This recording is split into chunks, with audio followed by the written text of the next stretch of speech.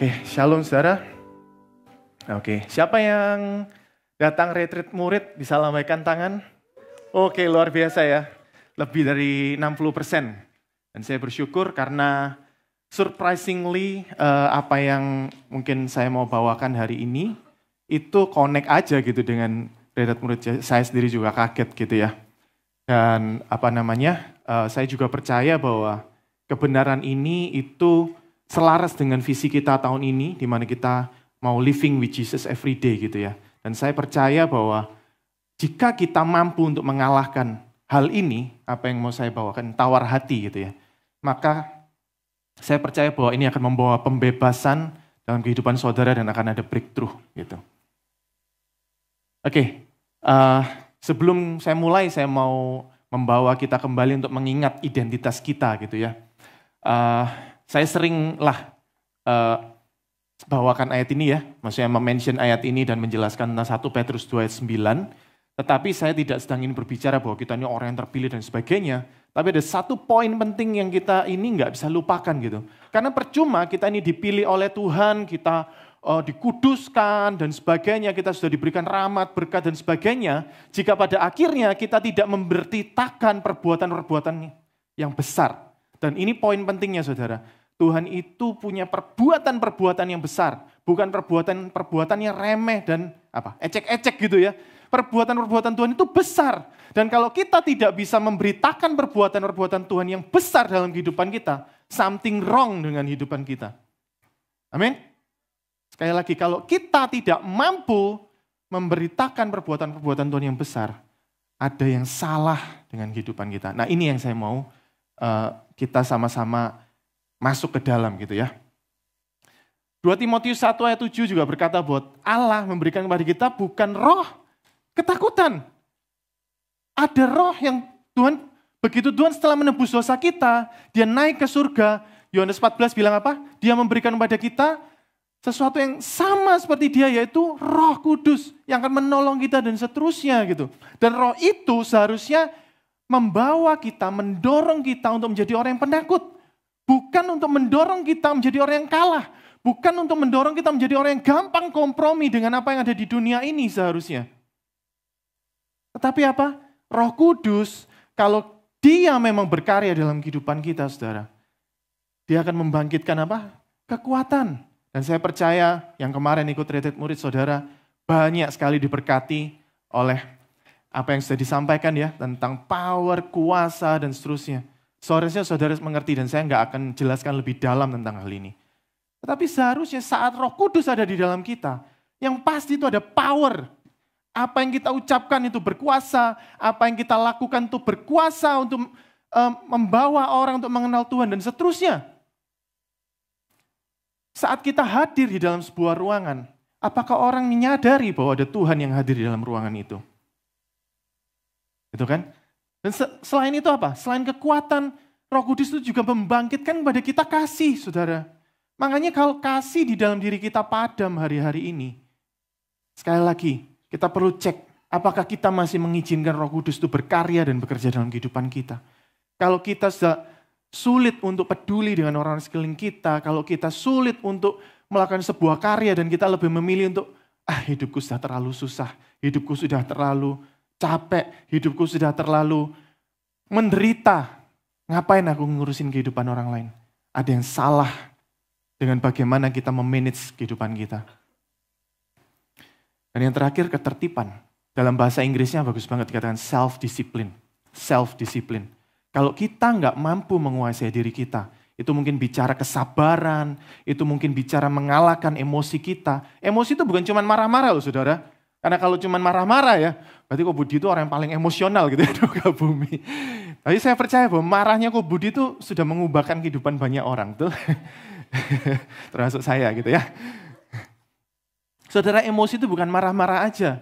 Sedih ya, berapa banyak orang yang melo ya, yang sukanya masuk kamar, mojok di pojok kamarnya gitu ya, mungkin di situ ada kebenaran firman Tuhan, dia mau lihat. Nggak tahu ngapain di pojok ruangan itu, nggak tahu ngapain. Tapi betapa banyak kita yang sering kali kita itu justru menikmati masalah-masalah kita gitu. kita masih tenggelam di dalam ketakutan, kita masih tenggelam di dalam kesedihan, kita tenggelam dalam kekecewaan, dan kita nggak bisa menang itu bukan Tuhan, saudara. Jelas sekali apa bedanya kita dengan orang yang tidak mengenal Tuhan. Filipi 4 ayat 13. Ini saya tahu ada banyak orang yang punya ayat favorit ini ya. Segala perkara dapat kutanggung di dalam Dia. Tapi kenyataannya apa? Jangankan segala perkara, satu perkara aja, susah gitu ya. Saya punya satu ayat lagi, mungkin bisa ditampilkan ya multimedia. Tiba-tiba tadi saya teringat, 1 Yohanes 5 ayat 4. Betul nggak catatan saya? Ya betul, 1 Yohanes 5 ayat 4. Mungkin bisa ditampilkan, ini powerful sekali dan harusnya membuat kita tidak dapat berkutik gitu ya. Sebab semua yang lahir dari Allah, mengalahkan dunia. Dan inilah kemenangan yang mengalahkan dunia, yaitu apa? Iman kita. Kita punya destiny untuk mengalahkan dunia, saudara. Dan kita tahu setiap kali kata dunia itu dikatakan, itu bicara sistem, belief, sistem kepercayaan gitu ya. Yang membuat sistem kepercayaan itu apa yang kemudian menjadi framing di dalam otak, di dalam pikiran kita. Saat kita percaya bahwa kalau kita ini tidur belum sikat gigi, itu akan membawa kerusakan di dalam gigi kita. Mau secapek apapun, kita pasti akan sikat gigi. Itu adalah belief system. Nah, saat, enggak tahu teman-teman, kemarin sempat enggak scrolling Instagram. Saya ini kemarin ketemu satu reels gitu ya. Ada kuda gitu. Dan ada seorang cewek, saya nggak tahu ini trainernya atau bagaimana. Dia itu seperti memasangkan kekang di kuda itu. Tetapi nggak ada kekangnya. Jadi dia tuh cuman pura-pura gitu ya. Tiba-tiba dimasukin, misalkan siapa mau jadi demo kudanya? Mungkin stayer. Jadi kudanya di kayak semacam dimasukin kekang di mulut. Jangan, ini soalnya agak menyentuh area-area sensitif jadi.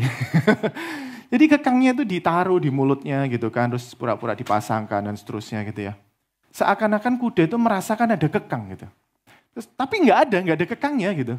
Terus kemudian trainernya ini jalan gitu. Seakan-akan dia bawa talinya. Kudanya ikut, saudara. Kudanya ikut. Ini. Itu didemokan muter ruangan gitu ya. Sampai nggak cuman itu. Kudanya itu kemudian dibawa lari gitu. Jadi trainernya lari, kudanya ikut gitu. Itu adalah belief system, saudara. Kalau kita percaya bahwa kita ini nggak mampu untuk mengalahkan dunia, maka kita akan ikut dunia. Itu sudah pasti. Begitu belief system kita dikalahkan oleh iblis, maka yang terjadi adalah apa? Mungkin bisa balik ke slide saya tadi. Thank you, multimedia. Apa yang terjadi saat belief system kita udah dikalahkan sama dunia? Maka semua potensi kekuatan yang ada di dalam diri kita, karunia Tuhan, setiap ketajaman yang Tuhan sudah berikan, setiap hikmat yang Tuhan sudah tanamkan dalam diri kita, itu tidak akan berlaku dan seperti tidak ada di dalam diri kita. Dan akhirnya yang terjadi kita menjadi bukan siapa-siapa. Loh memang nggak penting saudara, kan gitu. Oke, saya ini memang nggak mampu gitu. Bukan itu poinnya. Tapi kita ini punya tugas, kita ini punya destiny. Salah satu alasan Tuhan menciptakan kita, itu supaya kita mencerminkan Tuhan di dalam kita. Amin. Yang kuat itu Tuhan, bukan kita. Tetapi jika kita tidak mampu mencerminkan atau memancarkan Tuhan di dalam kita, ada yang salah dengan bagaimana kita memanage hidup kita. Nah saudara, kalau saudara bergerak di bidang industri, mau saudara kuliah ya, industri itu bukan cuma jurusan teknik industri, bukan ya. Tapi kalau kita bicara teknik informatika, teknik elektro mungkin, atau semua teknik-teknik yang lain, saya nggak tahu teknik sipil bagaimana, tetapi di dalam dunia industri, atau saudara mungkin bekerja di pabrik ya, pasti saudara mengerti prinsip ini. Bahwa di dalam sebuah proses produksi itu ada yang namanya input, proses, dan output. Gitu. Nah saudara, kita itu nggak perlu untuk melihat mesin itu rusak atau enggak dengan cara membongkar mesinnya, nggak perlu. Caranya gimana? Kalau outputnya masalah, itu either way itu apa? Salah satu ya. Kalau enggak inputnya yang masalah, pasti prosesnya. Betul? Bisa membayangkan? Kalau outputnya ada yang salah, maka inputnya yang salah, mungkin bahan bakunya nggak berkualitas, salah spek dan sebagainya. Atau proses produksinya yang bermasalah. Dan kita nggak perlu tahu itu. Selama outputnya masalah, pasti ada masalah. Pertanyaannya, di dalam kehidupan kita, inputnya nggak mungkin salah, saudara. Emangnya kita bisa mengubah setiap hal atau kita bisa memastikan gitu ya, memfilter, oh yang ini tidak boleh terjadi dalam kehidupan kita. Yang ini boleh karena ini enak gitu ya. Bisa saudara? Nggak bisa. Kita nggak bisa pilih masalah. Kita nggak bisa menghalangi sakit hati datang kepada kita. Kita nggak bisa menghindari penderitaan yang mau datang gitu. Itu semua kita pasti alamin gitu kan. Dan kita percaya bahwa apapun yang boleh terjadi dalam kehidupan kita, itu punya maksud. Tuhan punya maksud, betul? Kita tahu bahwa Allah turut bekerja dalam segala hal untuk mendatangkan kebaikan. Saudara, bukan masalah di inputnya gitu.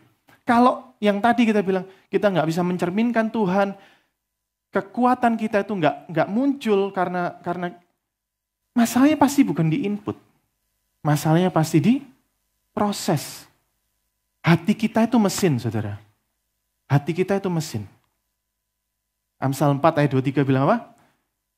Jagalah hatimu dengan segala kewaspadaan karena dari situlah terpancar kehidupan. Hati kita itu mesin sehingga apa yang boleh terinput di dalam kehidupan kita itu menjadi output yang berkati kehidupan orang lain. Amin. Emangnya orang kalau menghasilkan buah roh itu inputnya baik-baik, saudara? Enggak kan? Justru kita itu harusnya orang yang mahir, apa yang negatif, apa yang jelek, apa yang buruk, itu masuk ke kita, berubahnya jadi baik, jadi manis. Itu pohon yang sehat, saudara. Betul? Kita nggak pernah tahu kan yang dimakan pohon itu apa. Saya yakin saudara kalau tahu apa yang dimakan pohon, saudara juga nggak mau makan apa yang dimakan pohon itu, betul? Tapi yang kita tahu kan buahnya yang kita makan. Betul?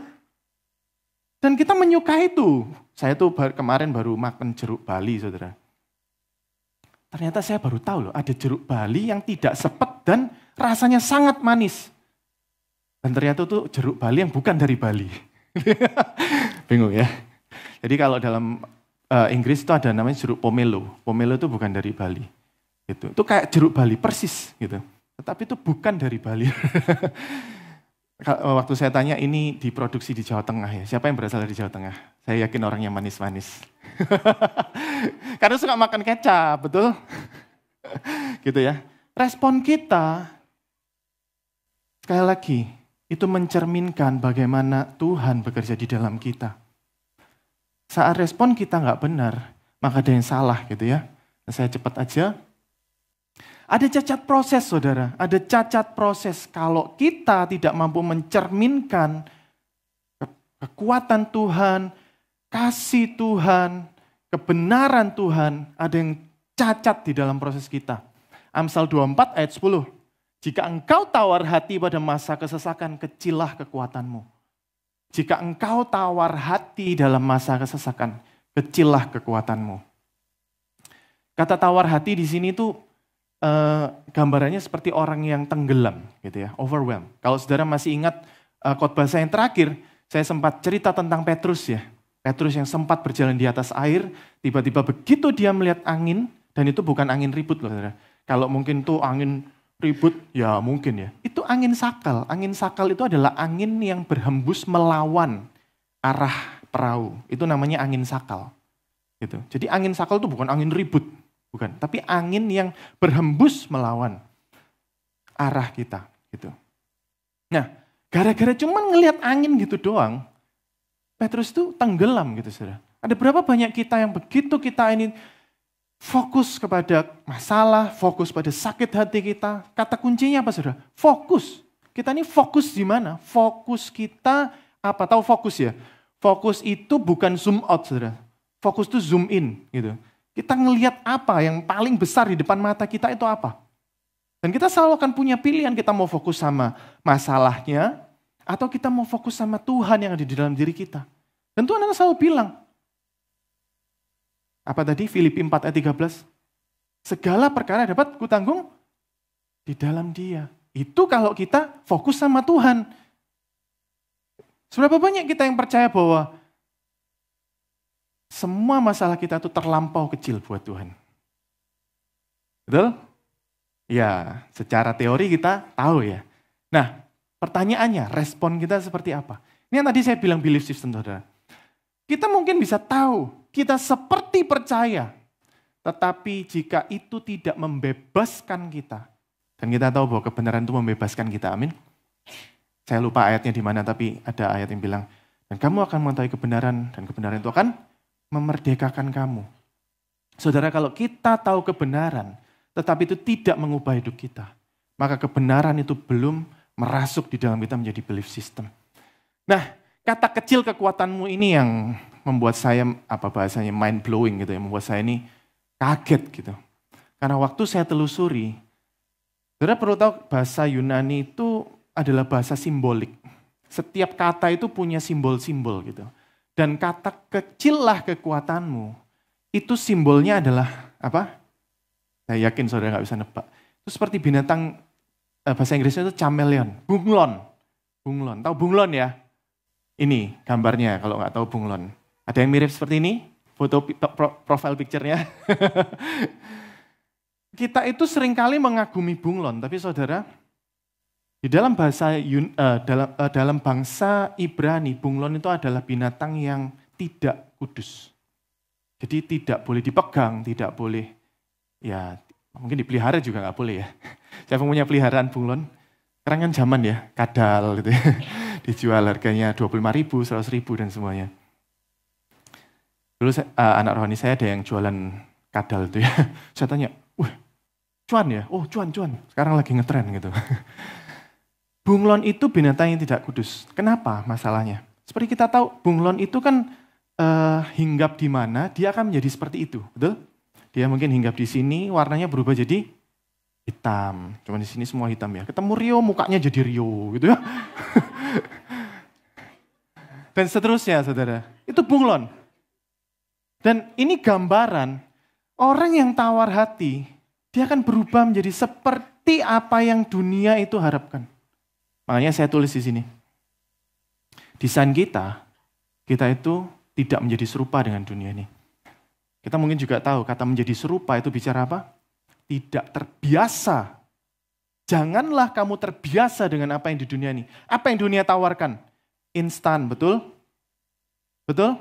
Segala sesuatu instan. Kalau enggak instan, itu enggak keren. Kalau enggak instan, itu enggak nyaman. Kalau enggak instan, itu jelas bukan buat saya, betul? Saya itu nyadar loh saudara. Kalau saya naik mobil, kalau saya naik motor, lampu merah itu terasa lama. Karena saya nggak mungkin handphonean kan. Gitu.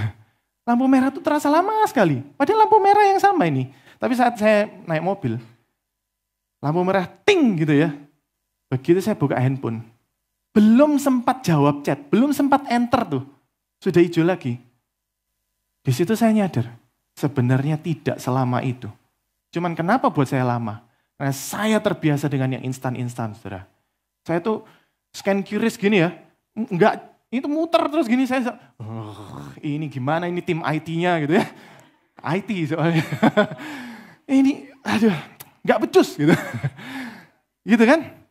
Berapa banyak kita yang hari-hari ini seperti itu? Saat kita menghadapi masalah, tekanan, kita nggak tahan dengan itu semua. Padahal kita tahu seharusnya kita itu tahan uji. Dan saudara, saya nggak tahu saya mention ayatnya enggak. Tapi semua yang tahan uji, firman Tuhan bilang apa? Dia akan mendapatkan mahkota, saudara. Itu yang tahan uji. Berapa banyak kita yang mau tahan uji? Amin. Dan saya percaya bahwa kebenaran itu, kuncinya di situ. Ikuti kebenaran dari Tuhan. Karena itu yang akan menolong kita untuk kita mampu mengalahkan dunia. Amin. Sekali lagi, kalau kita tawar hati, kita akan kompromi. Itu aja, itu sudah pasti. Begitu kita tawar hati, kita akan kompromi. Itu saudara. Bagaimana caranya melawan tawar hati?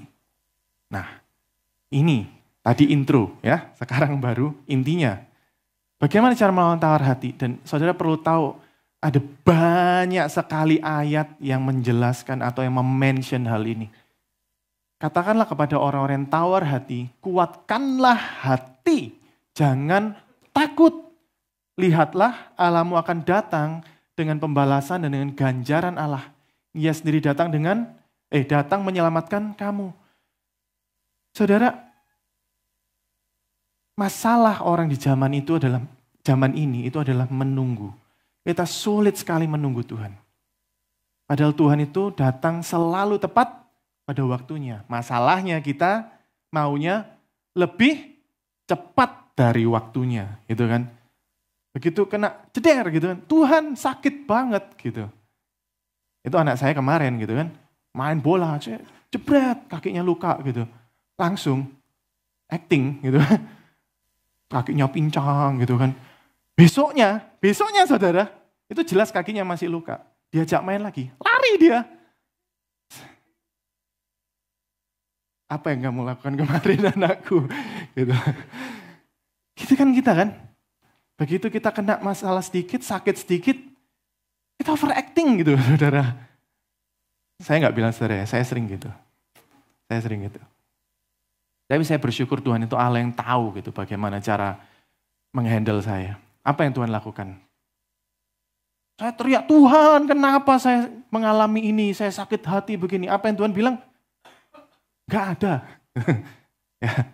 Dan kemudian kita berpikir, hidup saya kering karena Tuhan tidak mau menjawab doa saya, betul? Padahal maksud Tuhan apa?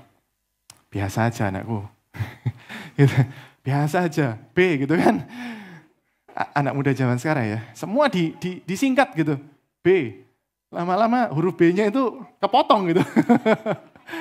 Saking singkatnya gitu ya.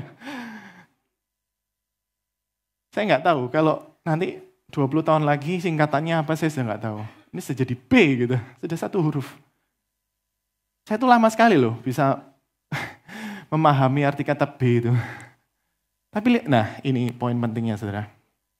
Katakanlah kepada orang yang tawar hati, baru apa? Lihatlah. Saudara, ada berapa banyak kita yang selalu pakai cara apa? Lihatlah dan rasakan. Auci ya minggu lalu ya bilang, kecaplah dan lihatlah. Katakanlah, baru lihatlah. Saudara pasti tahu bahwa iman itu timbul dari pendengaran. Pendengaran akan firman. Makanya saudara, pasti saudara tahu bahwa penglihatan kita tuh mudah tertipu. Gitu ya. Sering kali kita lihat itu di Instagram. Ada yang tipuan mata dan sebagainya. Penglihatan kita tuh sering tertipu, makanya jangan dasarkan iman dan kepercayaan kita dengan apa yang kita lihat. Gitu. Kita itu punya kuasa mencipta, saudara. Dan semua kuasa mencipta itu didasari atau diawali dengan mengatakan sesuatu. Kuasa mencipta kita itu akan menentukan apa yang di depan kita. Bukan sebaliknya, apa yang di depan kita mengubah diri kita. Amin.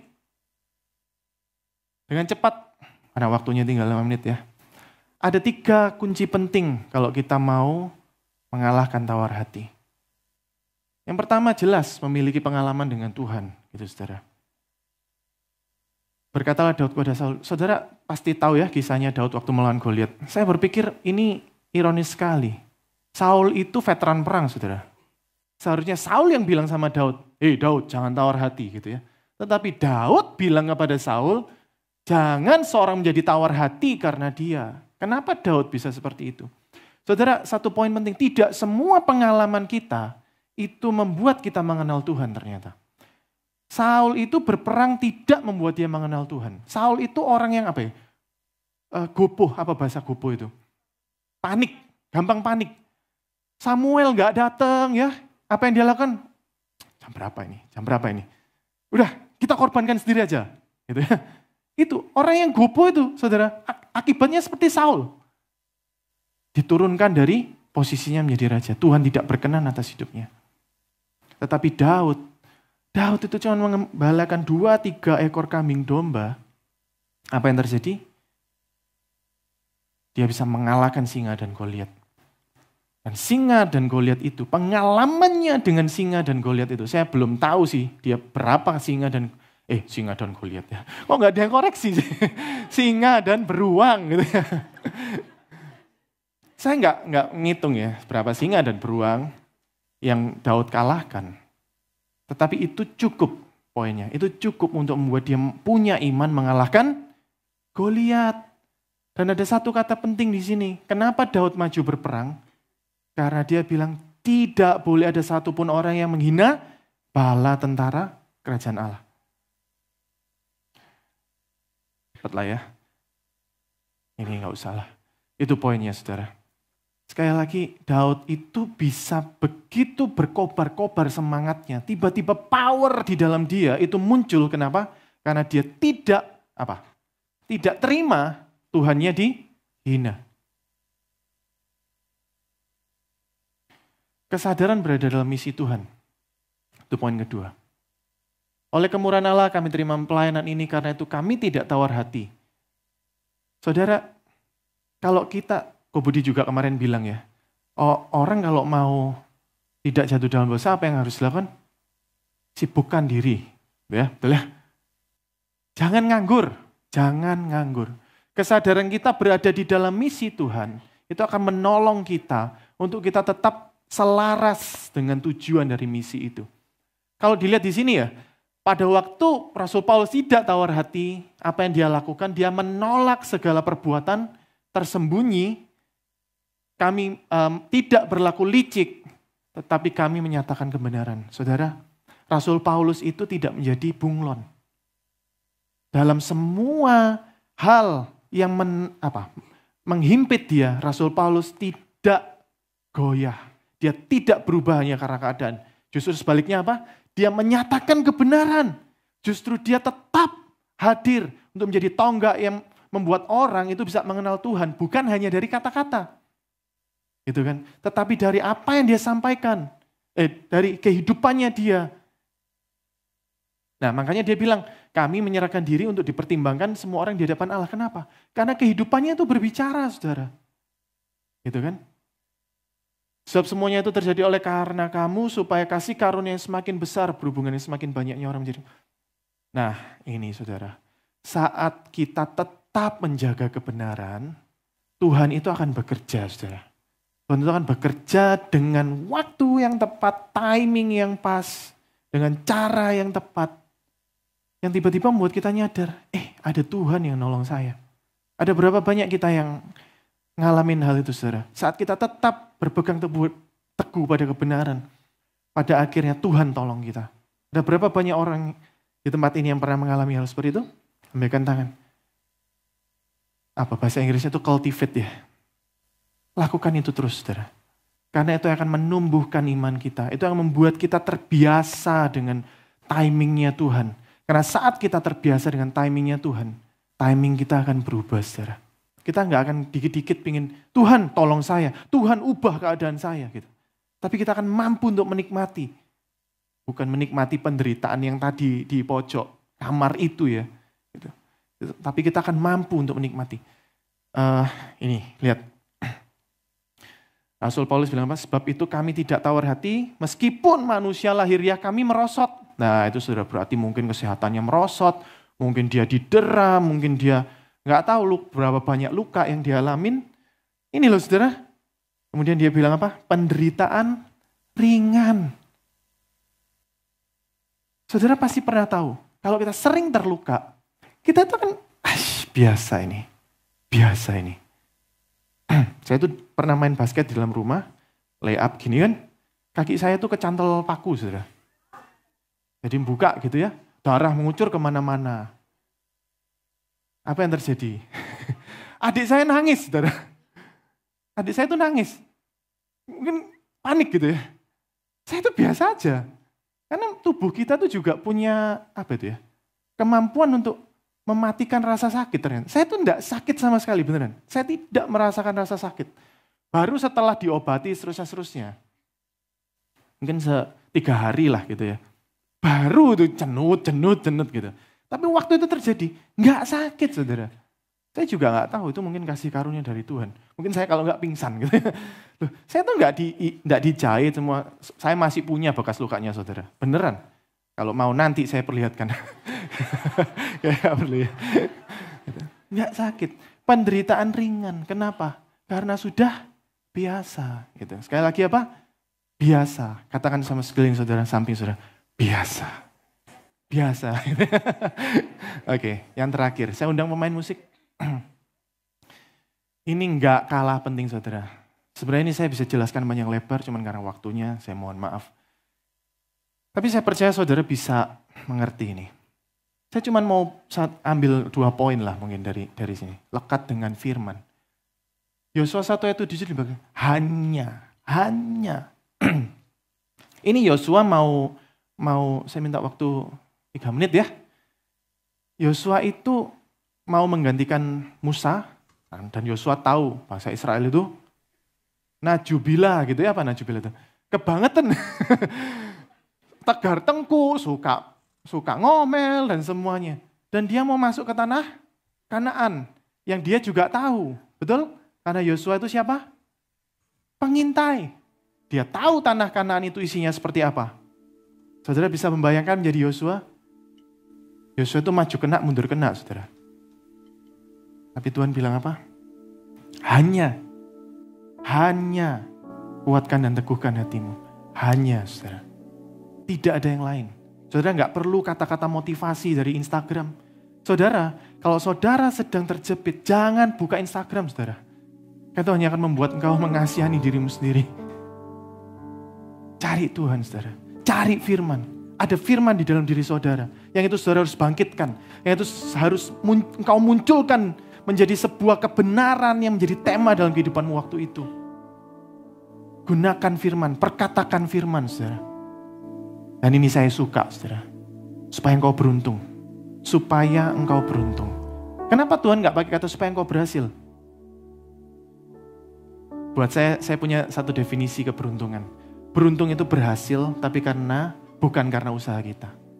Beruntung itu berhasil karena ada yang menolong. Itu beruntung. Betul? Dan orang beruntung itu mengalahkan siapapun, saudara. Betul? Iklannya kan bilang, orang pintar aja kalah sama orang beruntung. Betul? Jadilah beruntung. Karena kau memiliki Tuhan, saudara. Amin? Dan itu yang Tuhan mau, supaya engkau beruntung. Kalau di sini saudara akan melihat, bagaimana kuncinya beruntung. Waktu firman itu melekat, dan kita tunduk dengan firman, tidak menyimpang ke kanan dan ke kiri.